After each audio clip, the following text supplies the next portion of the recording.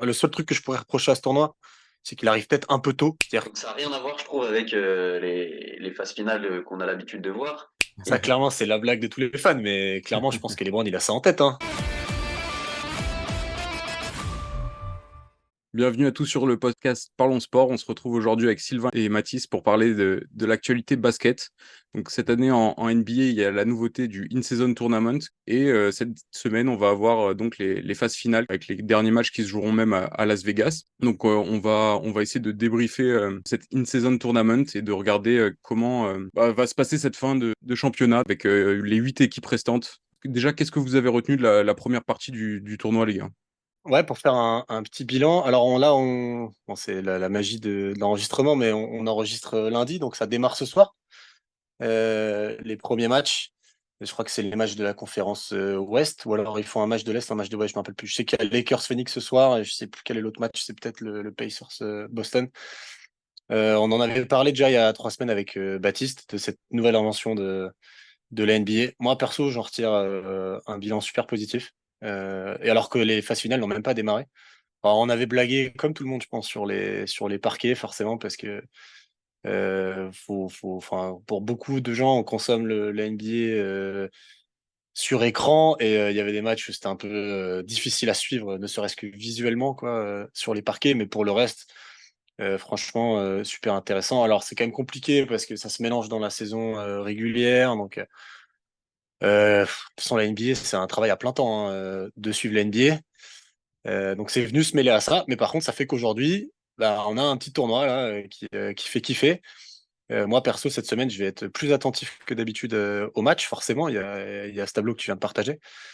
Donc rien que pour ça, c'est réussi. Avec en plus des équipes, je vois pas, je suis masqué, parce que je voyais pas à droite là, mais avec des équipes qui sont plutôt en pleine bourre en ce début de saison. Donc ça va faire plaisir de les voir, voir si les Pacers notamment arrivent à enchaîner peut-être sur des matchs à enjeu, parce que c'est bien de mettre 140 pions sur des matchs de saison régulière et ils font un jeu absolument hallucinant que tout le monde adore regarder, mais voir ce que ça va donner, notamment sur ce premier match qui va être un match énorme, moi il m'intéresse vachement, ce Pacers Boston à Nets. Et, euh, et puis évidemment les Lakers, Milwaukee, enfin, des équipes hyper intéressantes, hyper sexy à voir, quoi. Ouais, moi, ce qui m'a marqué aussi sur cette première phase de l'in-season tournament, donc avec les phases de groupe, c'est que les équipes ont vraiment joué le jeu. On sentait que tout le monde était super motivé pour essayer de gagner les matchs. Et on a même vu, alors il me semble, c'est les Celtics qui devaient gagner de plus de 30 Ouais, points contre les Bulls et ils se retrouvaient donc à, je sais pas, dans le match, il y avait plus 27 pour les Celtics. je crois que c'était 22 points. Je crois qu'ils devaient 22 points. assurer 22 points. Ouais. Ok. Du coup, Enfin, ils ils ont devaient joué assurer. le Drummond, quoi. Ouais, c'est ça. Et du coup, il faisait des fautes exprès sur Drummond pour le pousser au lancer franc. Enfin, alors que d'habitude, dès qu'il y a un match où il y a 20 points d'écart, bah, il y a une équipe, enfin, les deux équipes vont se relâcher en mode le match est plié, enfin, hormis des remontées assez rares, on va dire. Et là, chaque point comptait sur les matchs de in-season tournament. Donc, ça rajoute un certain nombre de matchs à enjeu réels sur le début de saison. Donc, franchement, là-dessus, c'est- c'était plutôt bien. Non, Ouais, c'est et clair. après, on peut se poser aussi la question quand même du poids que ça peut avoir dans une carrière chez un joueur de gagner ce tournoi-là qui du coup est tout récent. Et est-ce que on pouvait se poser la question de est-ce qu'ils allaient tous le jouer vraiment à fond? Pour l'instant, ça a l'air d'être le cas. Après, on voit quand même que c'est pas la loterie, mais il y a quand même des belles surprises. Parce qu'en conférence Ouest, il y a le premier, le deuxième, le troisième et le sixième qui sont pas présents dans ce tableau final. Conférence Est, le deuxième et le quatrième, les Timberwolves, le Thunder, les Magic, Sixers, ils sont tous pas présents. Et du coup, bah, ça ouvre des portes à d'autres équipes d'avoir un titre dans la saison. Et ça semble intéressant aussi, après, à voir du coup quel enjeu on trouve là-dedans. Est-ce que c'est vraiment important aux yeux du grand public de suivre ce tournoi-là? C'est une question que je me pose et Bah, je sais pas ce que vous en pensez. moi, clairement, ce que je vois, c'est que toute la première partie. Alors, déjà, on en avait parlé avec Baptiste il y a 3 semaines. Moi, le seul truc que je pourrais reprocher à ce tournoi, c'est qu'il arrive peut-être un peu tôt. C'est-à-dire que la saison démarre et direct, en fait, tu as des rendez-vous hebdomadaires où c'est des soirées, on joue in-season tournament. Donc, ça se perd un peu. Alors, tu vois évidemment que les parquets sont différents. Puis, en effet, tu as des équipes qui jouent le jeu. Tu as d'autres équipes et c'est peut-être un hasard du calendrier, et c'est aussi un hasard des différentes poules qui ont été montées par classement. Enfin bref, je rentre pas dans le détail, mais qui fait qu'il y a des équipes comme les Timberwolves, par exemple, qui sont pas là, ni Dallas, dont j'avais parlé, qui était un peu ma darling du début de saison, mais bon, c'est comme ça. Après, voilà, donc c'était un peu brouillon, mais par contre, quand on arrive là, maintenant, cette semaine, bah forcément, je pense que déjà, c'était un peu plus suivi que les autres matchs de saison régulière. Je crois qu'il y a eu des stats qui sont sortis sur les affluences. Et pour un mois de novembre, ils ont fait des gros scores par rapport aux autres années en NBA, même si ça croît régulièrement de toute façon. Mais là, on a quand même une semaine, on va avoir un petit tournoi avec une coupe à la fin. Et je pense que les joueurs, sur terrain neutre en plus, tu les mets tous ensemble. Ouais, ils ont envie de le gagner. Et puis, comme tu dis, pour l'instant, c'est un premier tournoi. Déjà, c'est bien, je pense, de gagner le premier. Après, l'importance qu'en donneront pardon, finalement les joueurs, bah, tu peux pas savoir. Mais si tu l'as gagné, c'est fait, quoi. Donc, c'est un peu comme tu vois, un titre de MVP du All-Star Game. Il y a des joueurs qui sont allés le chercher, quoi. Puis ils sont pas mécontents d'en parler, alors que certains vont te dire que c'est peanuts, mais ouais, mais c'est fait, quoi. Un Jason Tatum qui allait le chercher et qui avait vraiment envie de cocher ça sur son palmarès. Puis il y a une équipe, par exemple, on pense à des équipes qui n'ont pas gagné depuis très longtemps. Les Kings, par exemple, New York, s'ils gagnent ça pour eux, enfin, ça peut fédérer l'équipe et c'est un supplément d'âme énorme pour le reste de la saison, quoi. Donc, Ouais, c'est clair. Ouais. C'est vrai. Et puis on peut voilà. penser enfin, moi tout de suite je pense à LeBron, il est en fin de Ah, bien sûr, carrière, il a déjà un bien sûr. palmarès énorme, avoir un in-season tournament en plus à son palmarès alors que c'est la première année qu'il y a ce test-là un peu, ce serait assez énorme aussi quand même. Et Jordan le Non, non, gagnera jamais, mais celui-là. non, mais oui, ça c'est la blague. Ça, clairement, c'est la blague de tous les fans. Mais clairement, je pense que LeBron, il a ça en tête, hein, c'est sûr. C'est sûr. Après, LeBron, on dit qu'il va gagner. Il faut quand même qu'il se coltine les Suns. Bon, après, Kings ou Pell, il faut voir. Les Kings sont en grande force quand même en ce moment, donc faut se les coltiner. Puis de l'autre côté, je sais pas qui va sortir de l'Est, mais si c'est Boston, bah faut y aller aussi, quoi. Donc moi, je pense que les Lakers sont clairement ciblés ce tournoi. Je crois qu'ils font 4-0 sur les matchs de conférence. Enfin, les matchs de Ouais, poule, ouais, quoi. c'est ça, Ouais. c'est ça. Je crois que c'est pas les seuls invaincus, non. Il y a peut-être les Pace aussi qui n'ont pas perdu. Je sais plus. Mais bah, les Pacers. Mais ouais, moi perso, en tout cas, en tant que fan qui essaie de suivre la NBA autant que peu, autant que c'est possible, vu le nombre de matchs qu'il y a par semaine, bah je vais suivre cette semaine avec plus d'assiduité que d'habitude, quoi. OK. Et je pense on peut aller du coup sur le tableau et qu'est-ce que ça vous inspire? Enfin, quelle équipe vous voyez, aller au bout? Déjà en finale et enfin remporter sa conférence et derrière, pourquoi pas aller, remporter le 1er titre? Si je me trompe pas, c'est bien un match en one shot. Là, Ah, bien c'est sûr. Ah, bah c'est ça qui est donc intéressant, c'est que non, mais c'est voilà. que c'est. Donc, donc ça n'a rien à voir, je trouve, avec les phases finales qu'on a l'habitude de voir. Non, Et là, faut pas se chier sur le match, quoi. Donc, exactement. je pense que des joueurs d'expérience, déjà, ça va être assez important. Des joueurs qui ont l'expérience des playoffs de NBA, ça va jouer. Et, euh, et du coup, je sais pas si on part tout de suite sur un petit pronostic ou pas, Arthur. Si, Vas-y, vas-y, vas-y. dis-nous là qui tu vois aller, au bout. Ouais, bah, moi je vois les Lakers parce que j'avoue je suis un petit fan de LeBron et puis non mais pour de vrai je pense que pour le coup c'est quelque chose qu'il a envie de cocher. Il est en fin de carrière et il a quand même un effectif qui est assez solide avec lui cette année et voilà je pense que ça peut bien tourner sur les gros matchs en jeu en one shot pour les Lakers. Donc je les vois aller en finale et de l'autre côté je vois bien les Celtics parce que pareil, ils ont un effectif qui est bien huilé depuis quelques saisons. Et là, ils font un gros début de saison. Donc, ma finale, ce serait Lakers-Celtics. OK, bah, c'est la finale la plus jouée de l'histoire, je pense, de la NBA, Celtics Bah, Lakers, donc les 2 et c'est franchises les plus titrées. Ce serait beau, hein, ce serait une belle première et, affiche pour, surtout, ça ferait plaisir à toutes les instances et tous les gens qui travaillent à l'NBA parce que ce match-là, pour le coup, un Lakers Celtics en un match, enfin, c'est un game 7, quoi. ouais. Ce qui arrive quand même très rarement en NBA, du coup, tu l'as dit. Ça ferait des belles audiences, je pense. Faudrait regarder, Et en plus, mais ça plutôt ferait des très grosses audiences. des stars Bah, américaines de chaque côté, donc c'est top pour eux. exactement, ouais. Ouais, Ouais, c'est pourquoi rare, pas. les stars américaines. C'est de plus en Euh, plus. Moi, je pense que je vais partir sur une finale. Alors, à l'Ouest, quand même, j'ai un petit faible, surtout qu'ils sont en pleine bourre depuis le retour de Fox.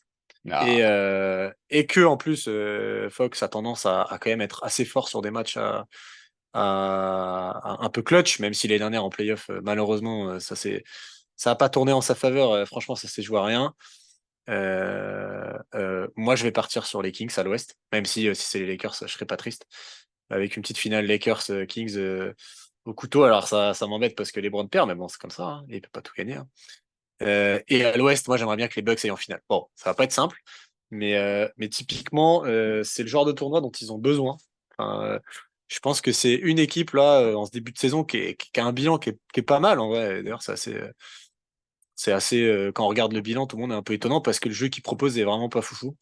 Giannis est évidemment au top, mais Lillard offensivement fait des très belles choses. Défensivement, bah, c'est un peu compliqué. On sent que l'équipe a du mal à se trouver et ça pourrait être 3 matchs là qui pourraient vraiment lancer leur saison. Et j'aimerais bien que les Bucks gagnent. Voilà. Donc moi, je mise sur un Bucks Kings et victoire des Bucks. Je dis pas que c'est ce qui va se passer. Hein. Je suis pas sûr que ça suive les pronos Winamax ou BetClick, mais moi, c'est ce que voilà, j'aimerais bien. bah, j'avoue que j'aurais peut-être dû te demander avant ce que tu pensais, comme je suis d'accord avec toi sur les deux équipes. Euh, Et pour les Bucks, bah, ils avaient assez mal commencé. Ils devaient être en, je sais pas, peut-être 4-4 ou peut-être 5-4 au bout de 9 journées. Donc c'était quand même assez moyen l'intégration. Ils avaient pris des blowouts quelques fois. Mais là, depuis sur les 10 derniers matchs, ils en ont gagné 8. On sent que l'équipe est en train de se mettre en route. Ils ont une très très forte attaque qui dépasse régulièrement les 130 points. Enfin, avec Lillard, forcément, l'apport est monstrueux. ouais, mais une Après, défense dégueulasse par contre c'est pour le ça. coup. Il y a la défense. Il y a la défense, enfin, c'est clairement pas une des meilleures défenses actuellement.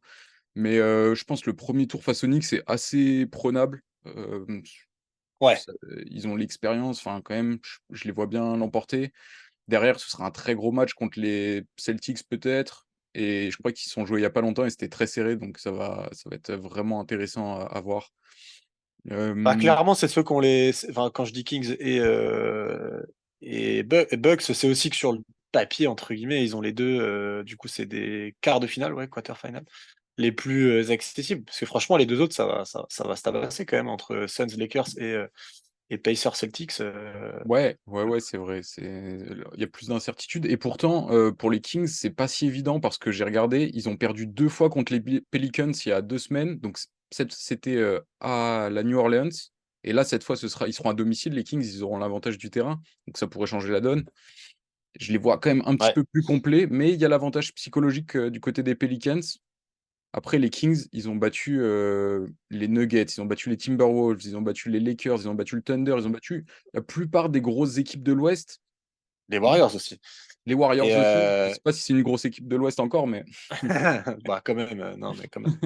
Non, mais je suis d'accord. Après, les Pels, je sais pas, ils sont jeunes. Bon, après, ouais, c'est sûr que si Zion et Ingram sont dans un soir folie, franchement, je veux pas jouer contre eux, hein.